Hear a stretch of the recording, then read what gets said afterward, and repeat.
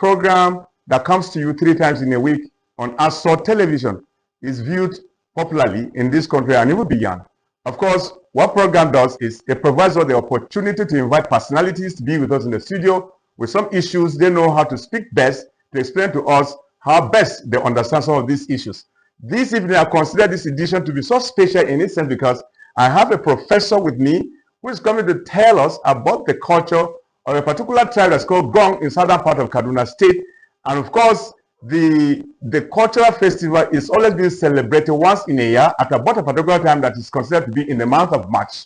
And of course, he is the chairman, Central Planning Committee for the 2025 Kitugong Cultural Festival in the person of Professor Abraham Dogo to explain to us further what that particular day stands for us in southern part of Kaduna, the Gong people. It's a pleasure having you on the program this evening, Professor Abraham Dogo, Chairman, Central Planning Committee, 2025 Kitugong Cultural Festival. Thank you very much, presenter Topsy, and then viewers. Good evening. Thank you very much. Yes. Very quickly, Professor, what do you understand by culture, and then Kagoma see it as very important to celebrate the way we hope to do the 2025 edition by March? Culture, as you are aware, culture is a way of life of people that have been inculcated in their system for over a period of time, basically. So the Gong people are known to be people of that,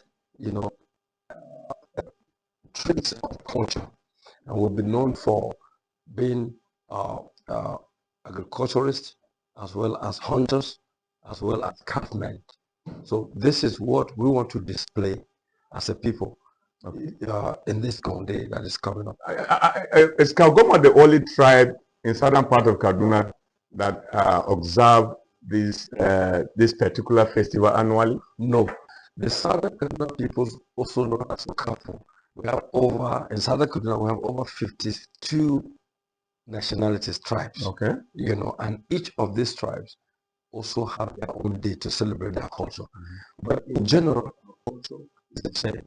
But from almost the same roots, people on the side of Kaduna State. Yeah. So a lot of why it's unique for us as a people in Gong usually is celebrated the first Saturday of March every year. Every year.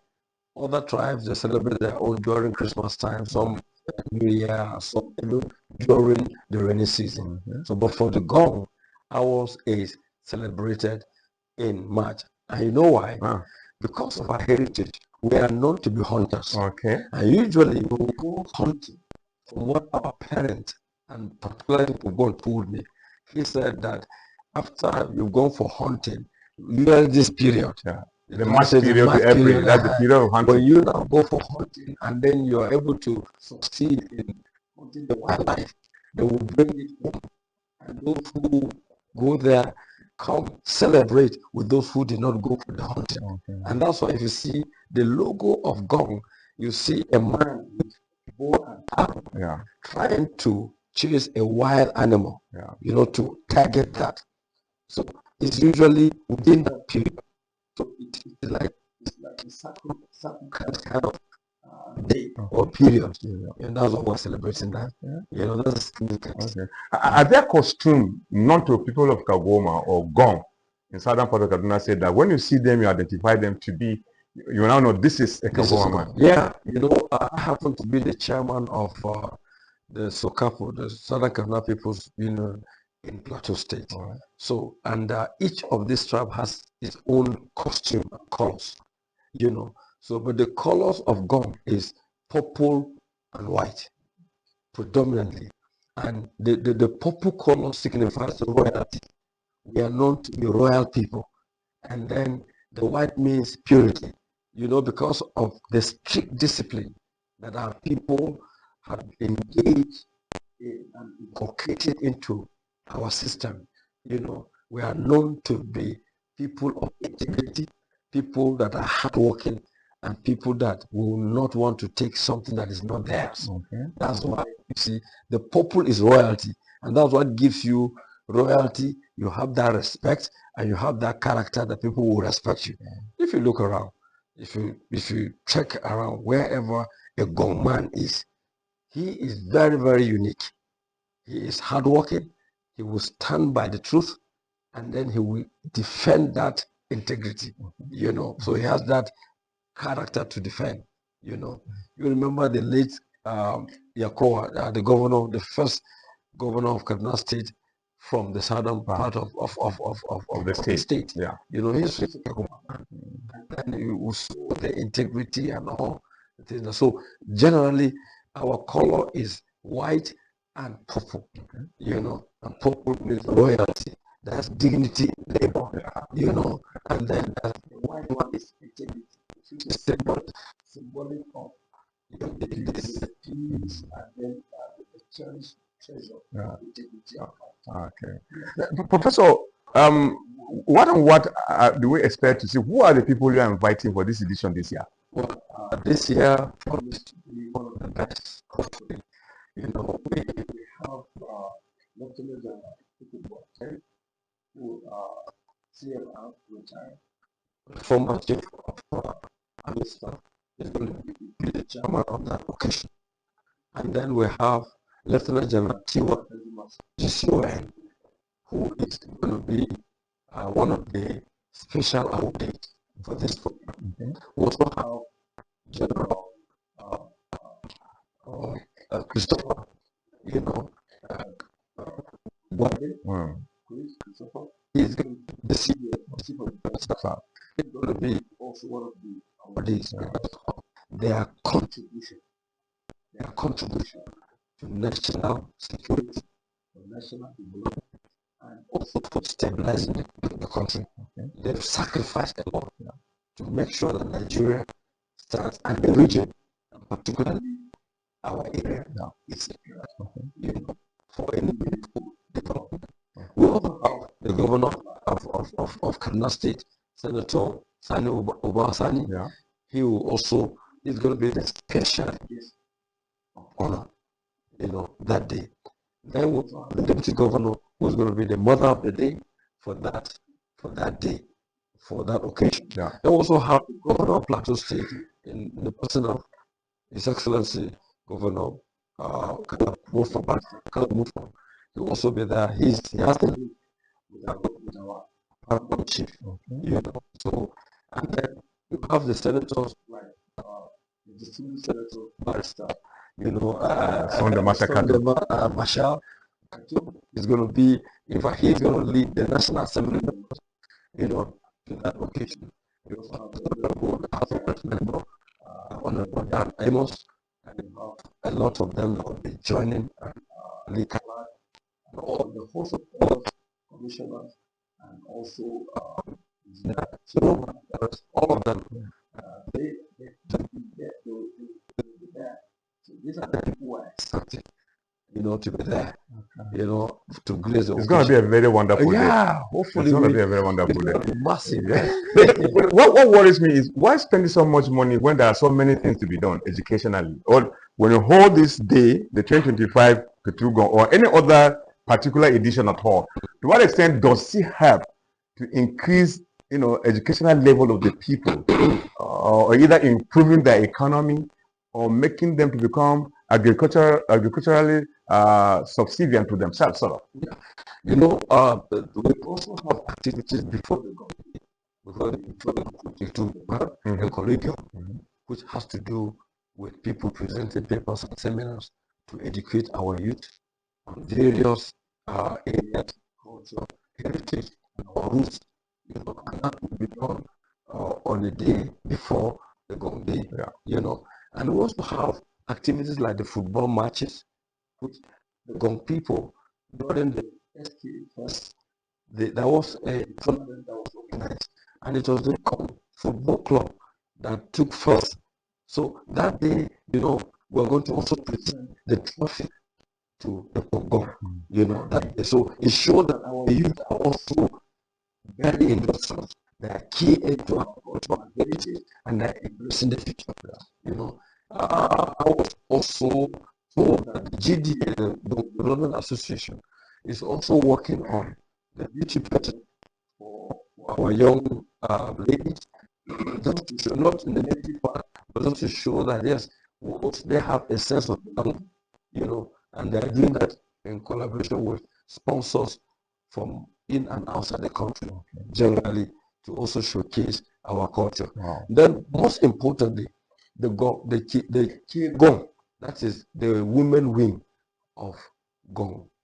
All the Gong women, they have a prayer group that they pray for Gong land.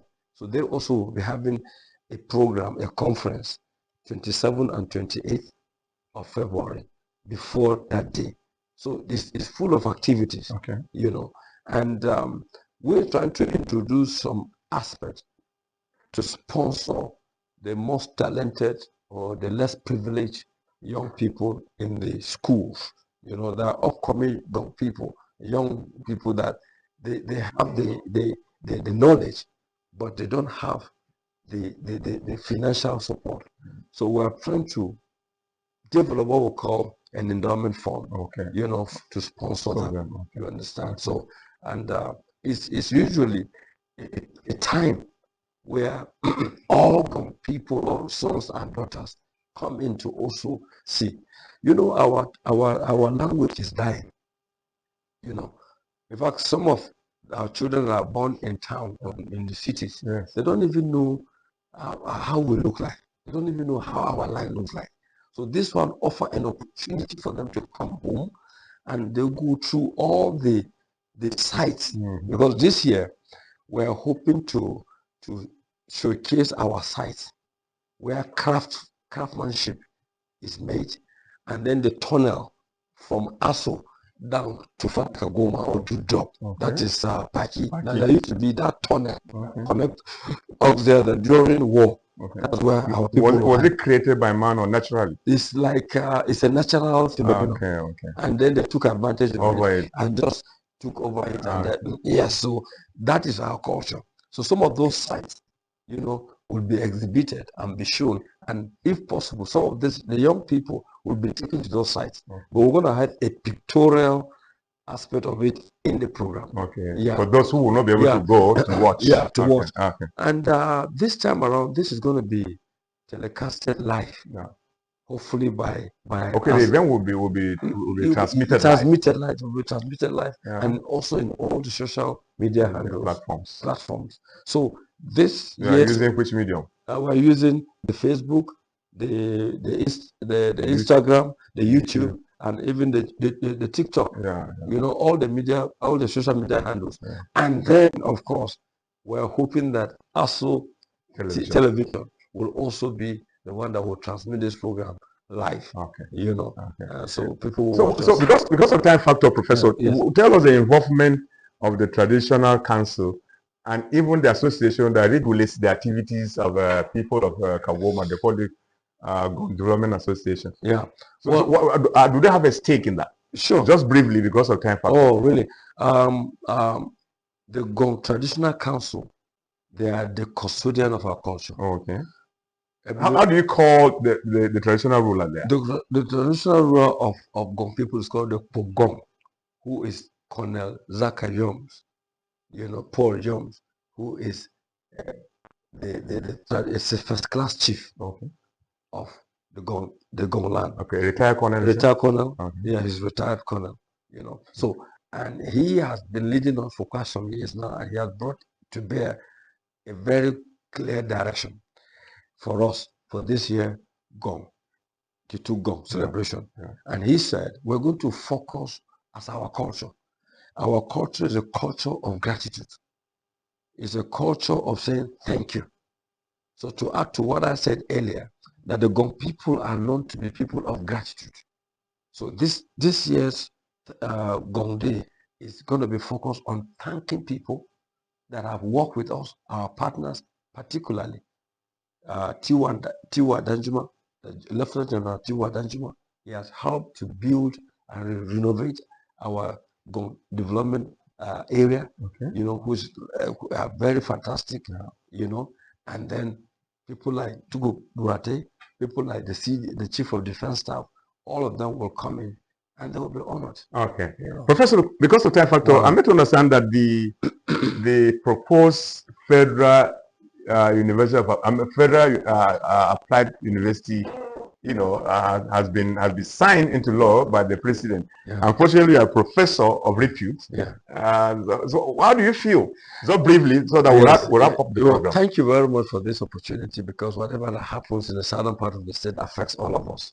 I remember vividly when the bill was passed, and then there was this public hearing. We were there to hear it and support it. And thank God it has been signed yesterday.